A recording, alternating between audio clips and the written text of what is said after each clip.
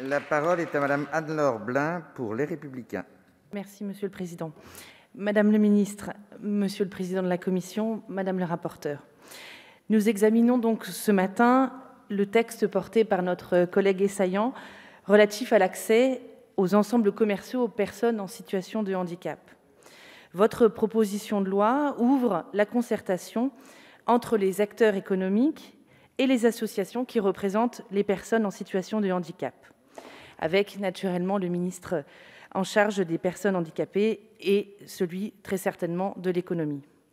Comme j'ai déjà eu l'occasion de l'indiquer en commission, votre intention, Madame la rapporteure, est véritablement louable et mérite d'être soulignée. D'ailleurs, je crois que vous avez entendu que l'élargissement de votre texte était bien nécessairement indispensable pour élargir véritablement à la concertation et ne pas réduire finalement l'enjeu de votre texte à une seule catégorie de handicap en France. Je note aussi qu'après nos discussions en commission, nous avons également élargi cette heure silencieuse à l'ensemble des problématiques qui pourraient toucher les personnes en situation de handicap.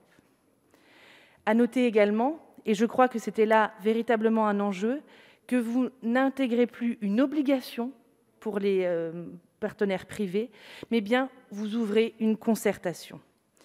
Bien évidemment, votre initiative au départ permettait une première sensibilisation à la cause autistique.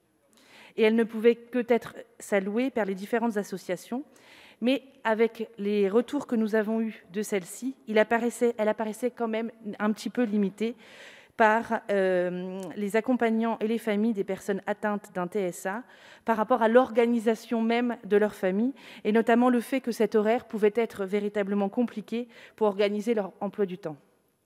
À titre personnel, je pense, et vous avez raison, qu'il faut pousser une large réflexion au-delà de la loi de 2005 sur la question de l'accès des personnes handicapées à tous les espaces publics. Comme nous le savons, vivre avec un handicap a longtemps signifié vivre isolé. Aujourd'hui, la société porte sur les personnes handicapées un nouveau regard, bien moins discriminant, mais surtout, les personnes handicapées arrivent à faire entendre leur voix. Cependant, comme en témoignent de nombreuses associations, la cause du handicap n'est toujours pas considérée autant qu'elle le devrait, puisqu'il y a quand même encore aujourd'hui un certain nombre de difficultés d'accessibilité dans les espaces publics, non seulement. Le handicap est un enjeu de société que nous, législateurs, devons encore mieux prendre en considération. Il est absolument primordial, dans une République qui revendique à la fois l'égalité et la fraternité, que les personnes atteintes d'un handicap puissent être accueillies au même titre que les personnes qui n'en présentent aucun, dans tous les endroits, quels qu'ils soient. Nombreuses, d'ailleurs, sont les associations à continuer à nous faire part de leur manque de considération en général. Elles expriment également un mécontentement quant à leur manque de considération pour se déplacer partout. Et c'est bien là que je veux en venir, parce que même si le progrès est également considéré dans cette prise de conscience qu'il paraît plus juste de pouvoir accueillir tout le monde, toutes les conditions ne sont pas toujours confortables pour elles. Car finalement, et c'est pour ça que l'élargissement de votre proposition est véritablement une avancée, il n'y a pas de handicap pire qu'un autre. Depuis la loi de 2005, les politiques en faveur de l'intégration des personnes en situation de handicap se sont multipliées, mais les objectifs ne sont pas encore tous atteints. Sur les 700 000 personnes qui sont touchées par l'autisme, on constate que 12 millions de personnes sont handicapées en France, c'est-à-dire une personne sur 6. Et 67% d'entre elles démontrent le manque d'accessibilité, comme je vous le disais. Concernant les centres commerciaux, il fallait évidemment y réfléchir. C'est ce que nous faisons une nouvelle fois aujourd'hui, parce que, évidemment, faire ces achats de première nécessité en toute sincérité, en toute sérénité, est véritablement indispensable.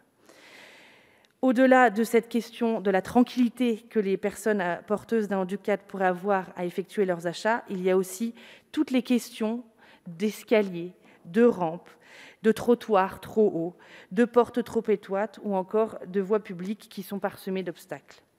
Nombreux donc sont encore les sujets d'évolution à prévoir, mais si aujourd'hui les personnes porteuses d'un handicap peuvent effectuer leurs achats alimentaires dans des conditions sereines, nous aurons quand même gagné une première victoire. C'est pourquoi le groupe républicain au-delà de saluer votre initiative, soutiendra naturellement votre texte, qui va toujours dans le sens de ce que la majorité de l'époque de 2005 avait adopté, d'aller vers une société toujours plus inclusive et solidaire.